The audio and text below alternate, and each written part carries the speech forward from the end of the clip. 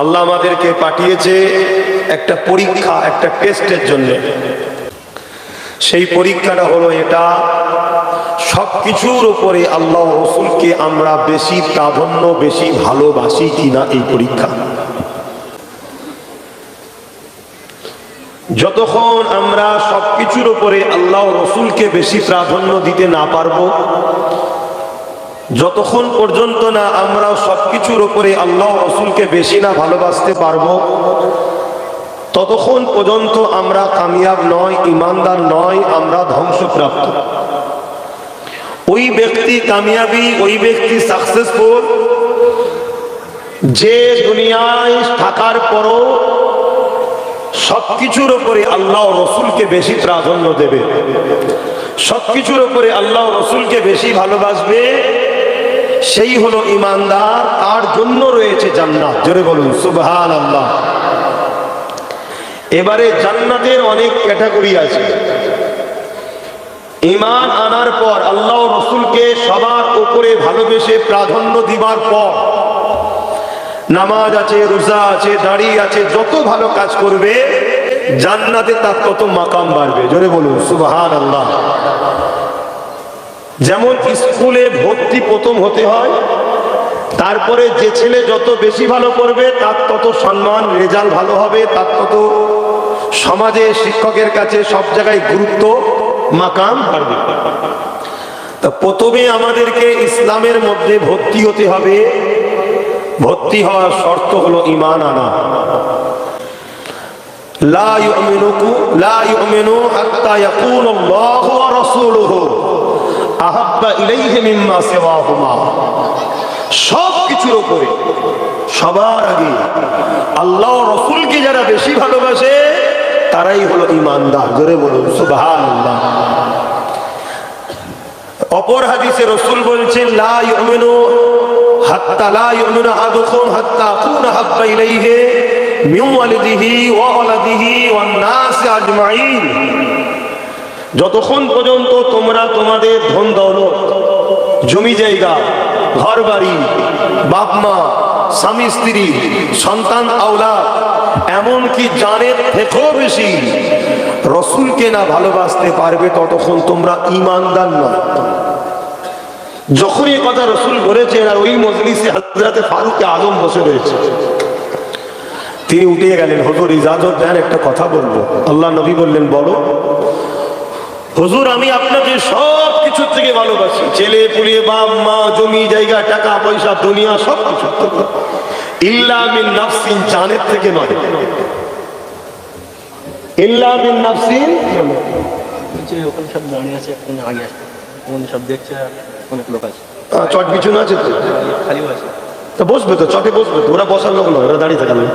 তুমি কেন বিছকে ডিস্টার্ব করছো? হ্যাঁ, যারা বসার ঠিক বসে যাবে, খুলতে হবে না। ওদিকে মা বোনরা আছে না, এটা দূরত্ব রাখা ভালো। তোরা ছোট ছোট ছেলে ওই দিকে দাঁড়িয়ে আছে, বড়দের মতো হচ্ছিস, বস বাবা। যারা বসার তারা ওই তো এইখানে এসে বসে পড়ছে। ওখানে একটা ছেলে ডিঙিয়ে ডিঙিয়ে ডিঙিয়ে, ওই যে জ্যাকেট আনা, মাথায় জ্যাকেট দিয়ে রেখেছে, লাল টুপি পিছনে, কোথা থেকে এসে ওখানে ঢুকে গেল। যার কপাল, সে ঠিক খুঁজে খুঁজে খুঁজে খুঁজে জান্নাতে ঢুকবে। আর যে দাঁড়াবার দাঁড়িয়ে, এটা জান্নাত নাকি? তাহলে আমি জান্নাতে ঢোকার কথাই কি বলছি? বীজখানে ডিস্টার্ব করবে না ভাই। ভাইয়েরা আমার, তাহলে ওই মজলিসে হযরতে ওমর ফারুক রাদিয়াল্লাহু তাআলা আনহু বসেছিলেন। উঠে দাঁড়িয়ে আরজ করছেন, ইয়া রাসূলুল্লাহ, হাবিবাল্লাহ, আমাকে ইজাজত দেন, আমি কিছু কথা বলবো। আল্লাহ নবী বললেন, বলো। হযরতে ফারুক আজম বলছে, হুজুর, আমি সব কিছুর থেকে আপনাকে বেশি ভালোবাসি, ইল্লা মিন নাফসিন, জানের থেকে নয়। আল্লাহ নবী বলছে, ওমর, হবে না, জানের থেকেও আমাকে বেশি ভালোবাসতে হবে, না হয় ঈমান হবে না। হুজুর বসে বললেন, ওমর ফারুক একটু পরে ইজাজত চাইছে, হুজুর আমি কিছু বলবো। বলো। হুজুর, আমি গাওয়া দিচ্ছি, আমি আমার জানের থেকে বেশি আপনাকে ভালোবাসি। জোরে বলুন সুবহানাল্লাহ। আল্লাহ নবী মুচকি হাসলেন, উমর, কামিয়াবি তুমি। জোরে বলুন সুবহানাল্লাহ। তা তাহলে আমি আপনি নামাজ পড়েছি, রোজা রেখেছি, দাড়ি রেখেছি, মুসলমান ঘরে জন্ম হয়েছি, মুসলমানের নাম রেখেছি, কোরআন পড়েছি, হাদিস পড়েছি, মসজিদ বানিয়েছি, মাদ্রাসা বানিয়েছি, ভালো কাজ। কিন্তু এইগুলো তো ঈমান হয় না, এগুলো ভালো কাজ, এতে জান্নাতের মাকাম বাড়ে। কিন্তু এইগুলো করার পরেও যদি রসুলের মহব্বত না থাকে, জানের থেকে বেশি রসুলকে যদি ভালো না বাসতে পারেন, সন্তানের সঙ্গে রসুল্লাহর কোনো কথাই টক্কর হয়েছে, সন্তান যে কাজটা করছে বা বলতে বলছে রসুল্লাহর বিরুদ্ধে, বাপ মা যদি সন্তানের পক্ষপাতিত্ব নেয়, তাহলে আপনি রসুলকে সন্তানের থেকে বেশি ভালোবাসলেন। আমার আজ বুঝবেন, এটা আল্লাহ পরীক্ষা নেবে। কখনো সন্তান দ্বারা, কখনো বাপ মা দ্বারা, কখনো স্বামী দ্বারা, কখনো স্ত্রী দ্বারা দেখা যাবে স্ত্রী এমন সব করেছে যেটা রাসূলুল্লাহর বিরুদ্ধে। এখন আপনি যদি স্ত্রীর পক্ষপাতিত্ব নেন, তার মানে আপনি রাসূলুল্লাহ থেকে বেশি গুরুত্ব স্ত্রীকে দিলেন। ওই স্ত্রীকে আল্লাহ এমন নেমো হারাম করবে, আপনার চোখের আড়ালে ডবল সিম ব্যবহার করবে, বাকিটার বলছি না। খারাপ লেগে গেল এই কথাটা? এটা খোদার পক্ষ থেকে মার আপনাকে। আর আপনি যদি রাসূলুল্লাহকে আল্লাহকে প্রাধান্য দেন, ওই স্ত্রীকে খোদা এমন বানিয়ে দেবে, আপনি ছাড়া ও চোখের পালক ফেলবে না, আপনার জন্যই ফিদা। ও যেখানেই থাকে, যেখানেই থাকে, ও আপনার আমানতকে হিফাজত করবে, জানতে দেবে, তথাপিও আপনার হক কাউকে দেবে না। ওকে কে বানাচ্ছে এরকম? তখন আল্লাহ। ঠিক তেমনই কোন স্ত্রী যদি স্বামীকে আল্লাহ ও রসুলের থেকে বেশি প্রাধান্য দেয়, ওই স্বামীকেও আল্লাহ এত বিষাক্ত বানাবে, তোমায় তো ধোঁকা দেবে দেবে, শত শেষ দেখা যাবে তোমার জীবনটাই হয়তো স্বামীটা বরবাদ করে দিয়েছে। ঠিক তেমনই দুনিয়ায় তুমি কারোর সঙ্গে কারবার করছো, ব্যবসা করছো, কোটি কোটি টাকার লেনদেন চলছে, করো, সে মুসলমান হোক হিন্দু হোক, কারবার করো, অসুবিধা নেই, মানুষ মানুষের সঙ্গে ব্যবসা করবে, কিন্তু বৈধ হালাল ব্যবসা। কিন্তু তোমার বিজনেস পার্টনার যদি কখনো এমন কোনো কাজ করে বা কথা বলে যেটা আল্লাহ রসুলের সঙ্গে টক্কর হচ্ছে, জানবে তোমার আল্লাহ তোমায় পরীক্ষা নেওয়া শুরু করেছে। এই জায়গায় যদি তুমি আল্লাহ রসুলকে বেশি ভালোবাসো, তাহলে তাকে ডিভোর্স দিতে হবে যে তোর সাথে আর নয়। তাহলে আমার আল্লাহ তোমার উপরে রাজি হবে, ঈমান পাকা হবে। এটা পরীক্ষা তুমি পাস করলে দুনিয়ায় হয়তো ওর থেকে বড় বিজনেসম্যান তোমাকে বানাবে, আর নচেত পুরস্কার হিসাবে আল্লাহ তোমাকে জান্নাতে আরো উঁচু জায়গা দেবে। জোরে বলুন সুবহানাল্লাহ। বিভিন্ন দিক দিয়ে আল্লাহ পরীক্ষা নেবে।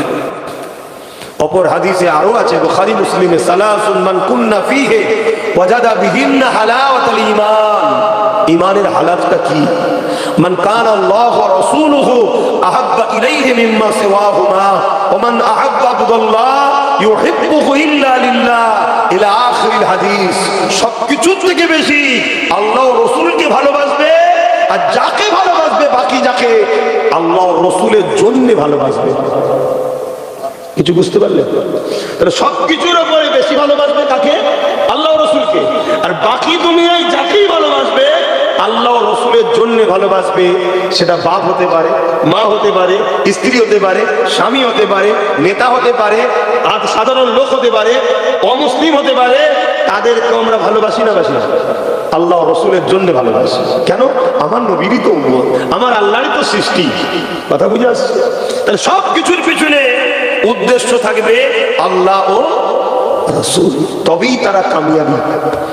নাই দাড়ি ঈমান নয়, টুপি ঈমান নয়, নামাজ ঈমান নয়, রোজা ঈমান নয়, হজ ঈমান নয়, দান খায়রাত ঈমান নয়। এগুলো সব ঈমানের মধ্যে ভালো কাজ।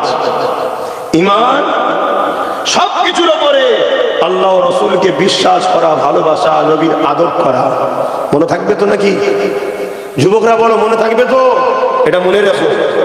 তুমি যদি একটা পৃথিবী, কেন 100টা পৃথিবী পরিমাণও গুনাহ করে নিজে হাজির হও কিয়ামতের দিন, কিন্তু এই গুণটাও যদি তোমার থাকে যে আল্লাহ রসুলকে সব কিছু থেকে বেশি ভালোবাসো, মনে রেখে দিও তোমার গুনাহ কিন্তু একদিন না একদিন মাফ হয়ে তোমাকে আল্লাহ জান্নাত যাবার সুযোগ করে দেবে। জোরে বলুন সুবহানাল্লাহ। আর যদি এই গুণটা না থাকে, তুমি যদি নামাজ পড়ে পড়ে কপালে যদি দাগ করে ফেলো, রোজা রেখে রেখে যদি পেট পিঠ সমান করে ফেলো, দান খায়রাত করে করে তন্দরত যদি শেষ করে ফেলো, এ যুবকেরা বাপেরা, যদি আল্লাহ রাসূল তোমার দিনে না থাকে, রাসূলুল্লাহকে যদি সব কিছুর উপরে বেশি ভালোবেসে আদর না করো, তাহলে মনে রেখে দিও আমার আল্লাহ তোমাকে জাহান্নামে ঢুকাবে, আর কোনোদিন বার করবে না। ইমানটা একটা দিন রাত ধরে তোমাদের আওয়াজ সিদ্ধি চৌমাথায় দাঁড়িয়ে খুব ট্রাফিকের কাজ করছে, গাড়ি পাস করছে আর করছে সারা রাত ধরে, সারা দিন ধরে, কিন্তু কোন ট্রাফিকের চাকরি পাইনি, এ মাইনে পাবে? জোরে বলো। কিন্তু কাজটা যত ভালোই করো মাইনে। ওজন আর একটা লোক ট্রাফিকের চাকরি পেয়েছে, 2 ঘন্টা মাইনে ডিউটি করে, আবার কিছুক্ষণ ফাঁকিও মারে, এ কিন্তু মাস গেলে মাইনেটা পাবে। এই ফাঁকি মারার জন্য কিন্তু একদিন ওকে পানিশমেন্ট দিতে হবে, শাস্তি আছে জানলে, তাই তো নাকি? কিন্তু চাকরি পাওয়ার দরুন ও কিন্তু মাইনে আসবে। তো ঈমান যদি আনো, তোমার জন্য জান্নাত কিন্তু একদিন না একদিন হবে। আর ঈমান যারা তুমি হাজারো ডিউটি করে যাও ভালো কাজে, হবে না। এখন বড় দুঃখের বিষয়, আমাদের ঈমান এখন বাঁচানো বড় মুশকিল, কারণ আল্লাহ পরীক্ষা নিচ্ছে। আল্লাহ পাক যেমন পরীক্ষা নিয়েছিলেন হযরত বেলাল হুজুরকে, আল্লাহ পাক যেমন পরীক্ষা নিয়েছিলেন আমার নবী পাকের সাহাবা হুজুরকে, আল্লাহ পাক যেমন পরীক্ষা নিয়েছিলেন আম্মা জান সুমাইয়া হুজুরকে, আল্লাহ পাক যেমন পরীক্ষা নিয়েছিলেন তামাম উলিয়া উলিয়া দিগাকে, এই যুবকেরা তরুণেরা বাপেরা, আল্লাহ পাক তোমাকে আমাকে পরীক্ষা নেবে। কখন কাকে কোন দিক দিয়ে পরীক্ষা নেবে আল্লাহ পাক ভালো জানে। তবে যুগে যুগে যিনারা পরীক্ষা দিয়েছে তিনাকে দেখে শেখো। আল্লাহ নবী একদিন মদিনা নববী শরীফে সাহাবাদেরকে লক্ষ্য করে বলতে লাগলেন, এ বাবা সাহাবারা কি আছো বাবা, ইসলামের উপরে জালিমদের চক্রান্ত হচ্ছে, গোপনে তারা সৈন্য তৈরি করেছে, ইসলামের উপরে তারা আঘাত দেবে বাবা, কি আছো বাবা সাহাবারা, তোমাদের যার যেমন সামর্থ্য আছে ইসলামের জন্য তোমরা দান করো। এই যে দান করো বাবা, ইসলামের জন্য তোমরা দান করো বাবা। এই কথাটা শোনার সাথে সাথে সাহাবা হুজুররা যে যার ঘরে চলে গেলে, যার যার সামর্থ্য রয়েছে আল্লাহ নবীর কদমে দিবার জন্য নিয়ে আসতে চলে গেছে। কিন্তু নবী পাকের দরবারে একজন সাহাবী বসে বসে কাঁদতে লেগেছে। আল্লাহ নবীর নজরটা তার দিয়ে পড়ে গেল, এ বাবা সাহাবী রে, কেন তুমি কাঁদো বাবা, এই খুশির সময় তোমার কিসের কান্না? ওই সময় সাহাবী বলতে লাগলে, ইয়া রাসূলুল্লাহ হাবিবাল্লাহ, আমি বড় আপনার গরীব সাহাবী, আমার দিবার মতো কিছু না, এই পরনার চাদরটুকু ছাড়া আর কিছু না। ইয়া রাসূলুল্লাহ হাবিবাল্লাহ, এই রকম একটা সময়ে সমস্ত সাহাবা ভাইরা যার যেমন আছে মাল দিচ্ছে, এর বিনিময়ে তারা জান্নাতটা কিনে নিচ্ছে। ইয়া রাসূলুল্লাহ হাবিবাল্লাহ, আমি আপনার কদমে কিছু দিতে পারলাম না, জান্নাতকে কিনতে পারলাম না, এই জন্য আমি সাহাবী কাঁদতে লেগেছি। এ নওজওয়ানেরা তরুণেরা চিন্তা করে দেখে সাহাবা হুজুররা কিরকম তারা জান্নাতের জন্য, কিরকম তারা গরীব হওয়ার পরও আল্লাহ নবীর জবানের কথাকে বিশ্বাস করে তারা কাঁদতে লেগেছে। হঠাৎ করে সাহাবী বলতে লাগলে, ইয়া রাসূলুল্লাহ হাবিবাল্লাহ, আপনি আমাকে একটু ইজাজত দেন, আমি একবার ঘরে যাব। মাইকের আওয়াজে বুঝতে পারছেন তো সব? সাহাবী বললেন, হুজুর আমাকে ইজাজত দেন, আমি একটু ঘরে যাব। আল্লাহ নবী বললেন, যাও বাবা। ঘর বলতে আমাদের মতো নয়, পাতা দেখিলাম। আপনি ভাববেন তাহলে ঘর রয়েছে তো, না, আমাদের মতো নয়, আমাদেরকে সব দিয়েছে আল্লাহ, কিন্তু আমরা নিজেরাই আল্লাহ ভুলা হয়ে গেল। আর তাদেরকে আল্লাহ কত দিক দিয়ে পরীক্ষা নিয়েছে, সব পরীক্ষায় তারা বিজয় হয়ে প্রমাণ দিয়েছে, আল্লাহ আমি আপনাকে আপনার হাবিবকেই চাই। জোরে বলুন সুবহানাল্লাহ। তা সাহাবী ঘরে গেলেন, পাতা দিয়ে ঘিরে একটা ঝুপড়ি, বাইরে থেকে ডাক দিলেন, বাসির। ছোট্ট একটা বাচ্চা ছেলে বেরিয়ে এসছে, সাহাবী ছেলে, বাপ ছেলেকে ধরে আদর করছে, চুমা দিচ্ছে। হঠাৎ করে সাহাবীর চোখের পানি ওই বাচ্চা সাহাবীর মাথায় পড়ছে। বাসিরের মুখ তুলে বলছে, আব্বা আজকে কাঁদছেন কেন? আমি জানি আপনি আমাকে বড় ভালোবাসেন, কেন আমার মা নেই দুনিয়ায়, এজন্য আপনি মা আপনি বাপ, আজকে কাঁদছেন কেন? শোনো যুবক, মরতে আব্বাস সিদ্দিকীকেও হবে, তোমাকেও হবে, সবাইকে মরতে হবে। অনেক কষ্টের বিনিময় ইসলাম। আজকে আমাদের গাফলতির জন্যে, আমাদের উদাসীনতার জন্যে, আমাদের লোভ লালসার জন্যে আমাদের একদল মুসলিম সমাজের মধ্যে মুনাফিকদের চক্রান্তের শিকার হওয়ার দরুন, আমাদের বেঈমান নেতাদের ঝান্ডা ধরে ঘোরার দরুন আজ আমার ভারত ও আমার বাংলা তো ইসলামের উপরে সন্ত্রাসবাদীদের ক্ষমতা কিন্তু বেড়ে গেছে। এটা আমাদের গাফলতির জন্য হয়েছে, আমাদের দোষে হয়েছে। এই সন্ত্রাসদেরকে দমন আমাদেরকেই করতে হবে। যেমন ভুলটা আমরা করেছি এর প্রায়শ্চিত্ত আমাদের দিতে হবে। আর যদি বলো যে পারবো না, দুনিয়াতেও আল্লাহ আরো তোমাদেরকে লিজ্জাত করবে, আরো তোমাদের অপমান করবে, আরো বেইজ্জতি করবে। এই কথা পরশুদিন দেখলে মারতে মারতে উলঙ্গ করে চেক করেছে মুসলমান না মুসলিম। বিহারে দেখেছেন কি? মারতে মারতে মারতে মারতে তাকে চেক করে মেরে কি বলে হসপিটালে ভর্তি, ডেট। এগুলো আমাদের পাও না। কিছুদিন আগে দেখলেন না ব্রিকেটে প্যাটিস বিক্রি করছিল মার খেলে এখানে, ও দুদিন পরে এখানেও জানে মেরে দেবে। এসব কিছু আমাদের দোষে হয়েছে। আর এই পাপের প্রায়শ্চিত্ত কাদেরকে করতে হবে? আমাদেরকে।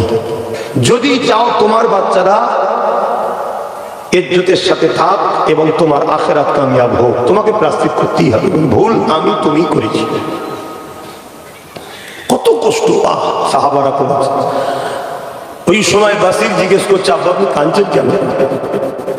আল্লাহ নবী সাহাবী বলেন, বাবা ছেলে রে, আল্লাহ নবী দরবারে বসেছিলাম, রাসূলুল্লাহ সাহাবাদেরকে বলতে লাগলে, কে আছো বাবা ইসলামের জন্য মাল দাও, কে আছো বাবা ইসলামের জন্য মাল দাও। জালিমরা গোপনে গোপনে গোপনে গোপনে ইসলামের উপরে আঘাত করার জন্য, মুসলমানদেরকে হত্যা করার জন্য তারা শক্তিশালী মিশন তৈরি করে ফেলেছে, তারা শক্তিশালী দল তৈরি করেছে। এ বাবা সাহাবারা কে আছো মাল দাও। বাবা সাহাবী রে, বাসির রে, জানো তো তোমার আব্বা বড় করে। আল্লাহ নবী বলেছিলেন এই লড়াইয়ে যারা মাল দেবে আল্লাহ তাদেরকে জমিন আসমানের মতো বড় বড় জান্নাত দেবে। এ বাবা বাসিরে, আমি তোমার আব্বা বড় গরিব বাবা, তুমি তো জানো করোনা চাদর ছাড়া কিছুই না। তাই বাবা রে, আমি মন স্থির করেছি, আমি রাসূলুল্লাহকে তো কিছুই দিতে পারলাম না, আমি রাসূলুল্লাহর কাছে গিয়ে সবাই মাল দিচ্ছে, আমি তোমার আব্বা নিজের জানটাকে ওই লড়াইয়ের জন্য দান করে দেব। বাচ্চা ছেলে বলছে, খুশির কথা তো, আপনি এলেন কেন আমার কাছে?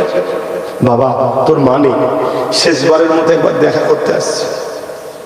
আর আজকে বাপ যদি হক কথা বলতে যায় ছেলে পিছন থেকে টানে, আর ছেলে যদি হক কথা বলতে যায় বাপ পিছন থেকে টানে, যাস না বাবা, ঘরের লাল ঘরে থাকার জিনিস নাকি। অথচ ওই ছেলে মারা গেলে বাপ তাড়াতাড়ি করে, বেশি দেরি করিস নি, পচে যাবে, দাদি কবর দে।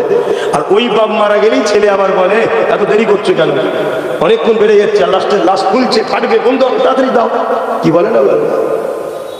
তাহলে একই মানুষ জানটা বেরিয়ে গেলে ভুল পাল্টে যায় কেন? এজন্য ভুল পাল্টে যায় যে এর দ্বারা আমার আর কাজ।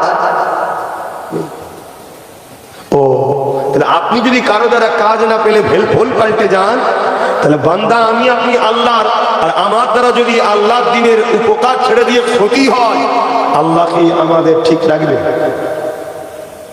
কি গো বলবেন তো হ্যাঁ কি না?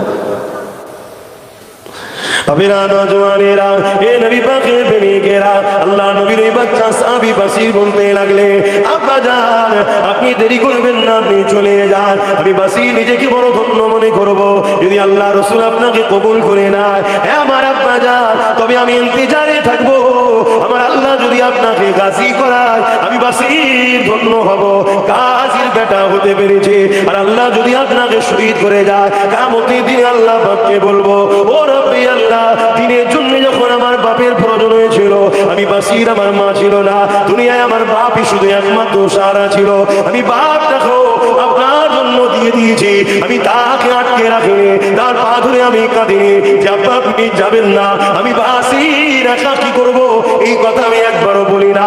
আল্লাহ নবী সাহাবী ছুটতে লাগলে, রাসূলুল্লাহ দরবারে চলে আসলে, আল্লাহ নবীর কাছে এসে বলতে লাগলে, ইয়া রাসূলুল্লাহ হাবিবাল্লাহ, আমার সাহাবা ভাইরা কেউ উট দিয়েছে, কেউ অর্থ দিয়েছে, বিভিন্ন জন বিভিন্ন কিছু দিয়েছে, ইয়া রাসূলুল্লাহ হাবিবাল্লাহ, এই লড়াইয়ের জন্য ইসলামের পক্ষে, মানবতার পক্ষে, ইনসানিয়াতের পক্ষে, গরিবের পক্ষে, আল্লাহ রাসূলের পক্ষে আমি আমার জানটাকে দান করে দিলাম।